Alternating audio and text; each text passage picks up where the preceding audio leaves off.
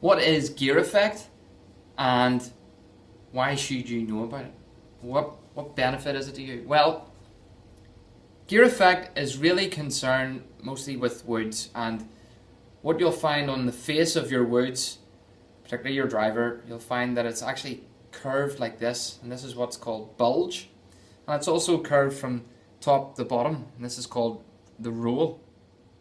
Okay, and what this is actually a bit of smart engineering that golf club designers put in years ago to help people with off-center strikes. So what happens is when the ball is struck off the toe end, the face gets pushed back like this. It's twisting around the center of gravity, which is somewhere in the middle of the head here. The face gets pushed back, so we say we strike it here, the face gets pushed back, and the ball, like a gear, rolls towards the center. So as the face goes back, the ball is rolling towards the center like this. So what happens on a ball flight then when you're putting that together is the ball will start further to the right and curve through the air from right to left.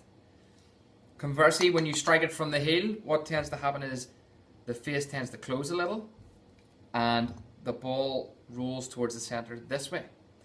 So when off that heel strike, the ball will start further left and curve from left to right. This is assuming it's a right-handed golfer, by the way.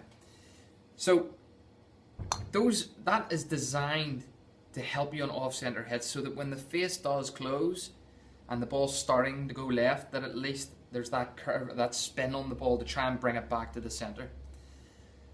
The other thing that happens with roll is, if I stand side on here, because there's this roll on the face from top to bottom, what you'll find, just in terms of the face itself, your driver will play, this is 8.5 degrees, it plays 8.5 degrees from the center of the face here.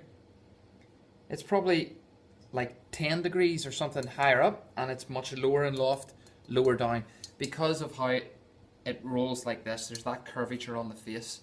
So whenever you strike it low in the face, below the center of gravity, what happens is the face gets pushed back like this, so the loft decreases, and the ball rolls towards the center of gravity like this, up the face a little.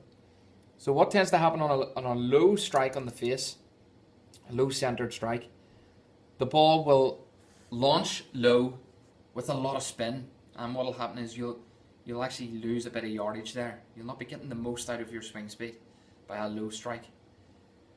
Conversely, when you strike it from the top of the club, what tends to happen is above the center of gravity, it gets struck here, the face gets pushed back a little bit, and the ball wants to roll this way towards the center.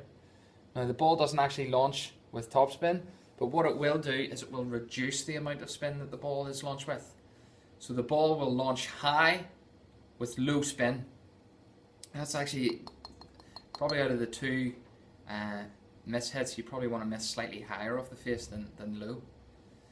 So those are the ways that gear effect affects your shots. Now, why should you know about this? Well, next time you're out practicing and you're watching your ball flight, after every shot you should be having a look at this face and finding out where it was struck, because it can have a big effect on, as I said, on the shape of the flight.